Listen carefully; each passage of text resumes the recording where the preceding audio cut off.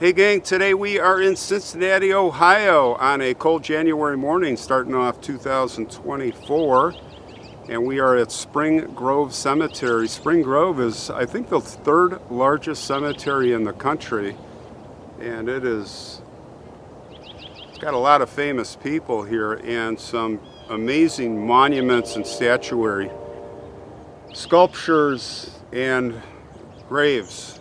This place is mammoth. Well, we're not here to visit one of those famous people. He should be famous, but there is a man by the name of Charles Brewer. We're going to walk to his grave, he and his wife. Very interesting monument there that I think should make him more famous. It's a local story, a local legend, and the story really has a lot of twists and turns, this man's life, as it kind of spiraled down at the end. I want to thank Dustin Burrell, who suggested the story, one of our viewers. So let's take a walk, and I'll tell you the story about this German man who came in the early 1900s to America, and he settled in this area. Started out as a butcher and saved his pennies, and he would be actually quite successful in his investments. He was a capitalist in the end, and he became very, very wealthy here. Now there's a local legend that says Charles was an optometrist, which is not true. It's going to tie into the story at the end, and you'll see why, but it's not at all true. He was an investor, and he owned a number of buildings here. He was married 3 times. His first 2 wives had died, and with his first wife he had 3 children. Not sure what happened to them, but the 2 children he had with his second wife, Helen and Ruth, daughters, would come into play on this story. Now, one of his prized commercial holdings here was a building, it was called the Franklin Building. I believe it was 5 stories. They had tenants. He was making a lot of money. And at a certain point, he was worth over $1 million. Now, back then, that was a lot of money. You can do the calculations. I think it's like 30 or 40 million. It was 1904, and C.C. Brewer, as they called him, he was 59 years old at that point. And there was a textile salesman who came to visit him at his office. And his name was Mr. Franks. Now, Mr. Franks and C.C., they apparently knew each other, and they were having some kind of discussion, but then all of a sudden an argument broke out, and C.C. jumped on Mr. Franks. He beat the crap out of him, and really he was injured. It was not a good scene. So what did Mr. Franks do? He sued Charles. And that was kind of unusual in the day. But you know, Charles was worth a lot of money. And Charles was very paranoid about that. He wanted to protect everything that he earned. And with his he had this stubborn mean streak. And he's like, he's not going to get my money. So what he did was he married his housekeeper, again, and that was his 3rd wife, put everything in her name, and then his most favorite building, the Franklin Building, he put in his daughters' names, Ruth and Helen, and then he moved the family out of the area, and they moved into some apartment, and they lived meagerly, thinking that was going to be how he was going to get away from all this. Well, that was not going to work. You know, the law and lawsuit eventually was catching up to him. And it went to trial. And sure enough, they heard the case, and the jury, they said, well, this man's guilty, he needs to pay. And the judge said, I'm going to award just over $9,000 to Mr. Franks. Oh, did that infuriate CC. So, in the meantime, interestingly, Charles had assaulted 2 other men. So he was kind of prone to this. And the first award developed into more lawsuits, and now his creditors were getting very nervous. Now, in the meantime, just to show you what kind of guy he was, there was an incident at home. You know, Ruth and Helen, they did not like their new stepmother at all. I mean, she went to from being the maid to being mom. It's kind of strange, huh? And they argued incessantly. Well, Dad was going to teach them a lesson. Girls went over to stay overnight at one of their friends' house, as girls do, on a weekend. And this is how extreme he was. He packed everything up, took Georgia Lee, and they ran away. They moved out. So when the girls came home, there was nothing there except their bedroom furniture. They were abandoned. It was really, really strange. And after a while, when they thought that the girls had probably had enough, CC and Georgia Lee came back. But in the meantime, there was a juvenile court that got involved when these things happen. And the judge basically saw to it that the girls would be provided for with a monthly allowance. So in the meantime, just, I was just to give you an idea of just one of the incidents this guy was involved in with his short temper, his short fuse.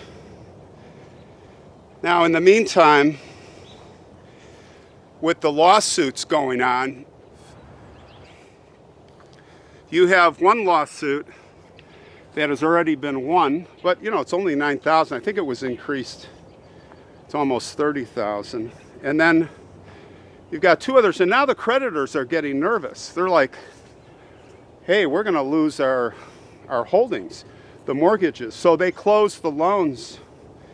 They closed everything on CC, and they took control of all his assets, or all his holdings that were under mortgage. And that was not a good thing. That really, really made him mad. He got so mad, as an example, that, for example, they took over the Franklin building, and what he did was he's like, well, I'll get even with them. What I'm going to do is I'm just not going to rent out any space. And that's how I'm going to get back at the bank. They're not going to get any money.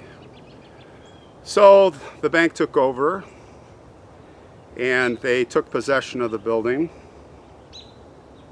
And to get tenants, what they did was they started by sending one of their bank clerks over there. He was doing an inspection. Wanted to see if the place was suitable for tenants. So he's walking through the building, and he happens to be going down a hallway, dimly lit. It's in the evening. And he sees down this crack by the elevator, this glowing light. So he's like, I wonder what that is. Something's going on in the basement. Maybe there's a transient living down there or something. So he goes down to investigate. And what does he find? He finds a candle is burning, and it's plugged in the stopper of a gallon or so of kerosene oil. And then connected to that is like 3 feet of hose that's going to sticks of dynamite. This is a bomb that's about to detonate. And if it would have detonated with the elevator shaft, it would have gone up like a chimney, spread out to each floor, and the whole building would have been consumed. Not only the building, but the tenants that were there would have lost everything. So of course, what did he do? He blew the candle out. He told his bosses. The next night they had a night watchman. And it turns out, obviously all the evidence led to C.C. Brewer. C.C. Brewer was seen leaving the building. He was, there were all kinds of corroborating things that even the material of the kerosene container and other things, it just all led to him. But there wasn't enough evidence to prosecute, but he was like so incensed he was going to get back. He was going to get back at the bank. So anyway, didn't work. And at this point, he was really just starting to spiral downhill.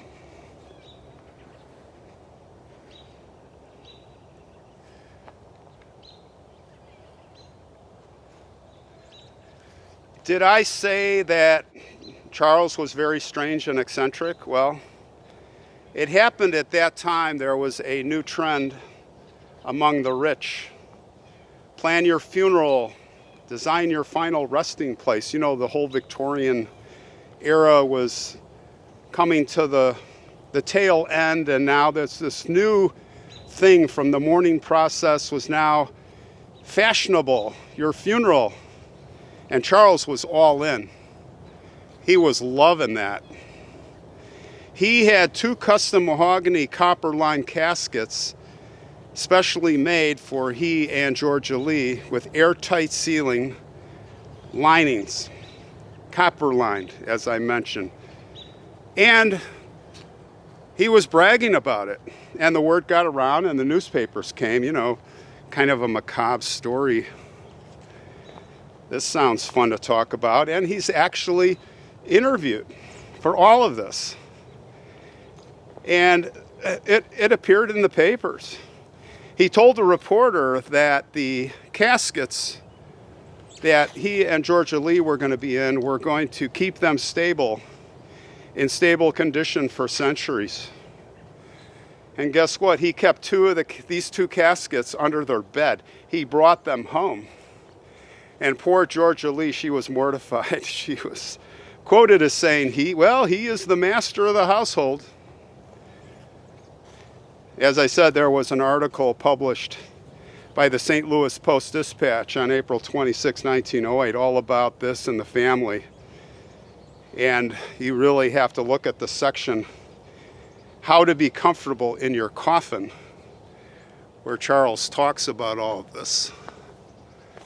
It's beyond your imagination, stuff that went on back then, but many families, they would even put the coffins outside to display them. Another term they use, they'd say, these are my wooden overcoats, and we need to get comfortable with them. That's how he looked at it. Well, it was clear that Charles was going insane. And Georgia Lee tried to take control of the situation. She said, hey, let's move to California. Let's get out of here. But for some reason, they didn't go.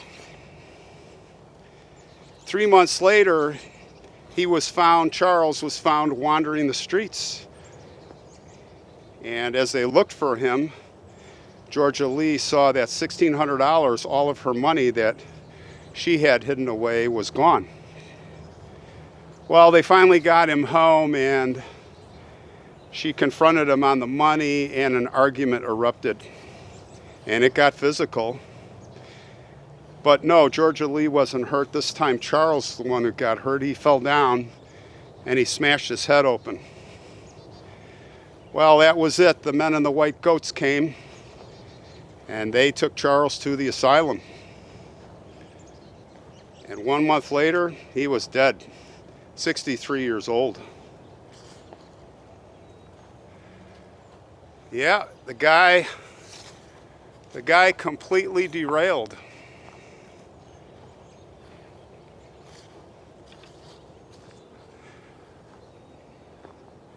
I just really find it interesting, beyond the Victorian times, the 17 and especially the late 1800s, the mourning process, the whole thing, and then it kind of evolves into the fashion, and people really got into, what their graves were going to be like. I mean, you look around here, all this amazing statuary, these monuments to their lives. They wanted to be remembered. But in this case, not only did CC have these crazy things like putting the coffins under the bed, but he also had this monument made here at the cemetery, this really, I'm going to call it interesting monument.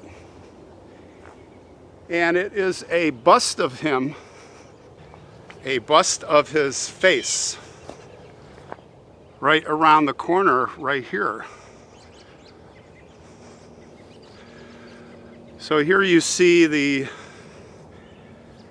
graves. This one here is Georgia Lee.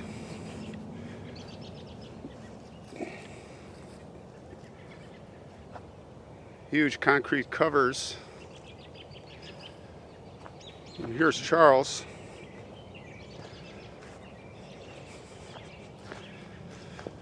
Right here, Chaz, Charles C. Brewer.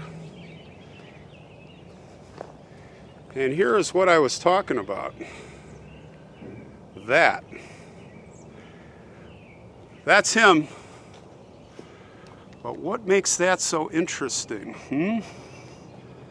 Well, if you look closely at the eyes, you will notice that those are glass eyes. And that's where this whole legend of, optometrist, which is not true. Now they say that his real eyes, he instructed that his real eyes be removed from his corpse when he died and placed behind these replica glass eyes of his. Now, probably legend, but you don't really know. But people here say that those eyes, they follow you here at the cemetery. People that walk by here, you look up and they see him, and he is following you. So it's pretty creepy. So yeah, there it is. This is that. What I'm going to do is I'm going to go up before I leave and get my cell phone, take a really close-up that we can examine. If it's interesting, I'll put it up right now.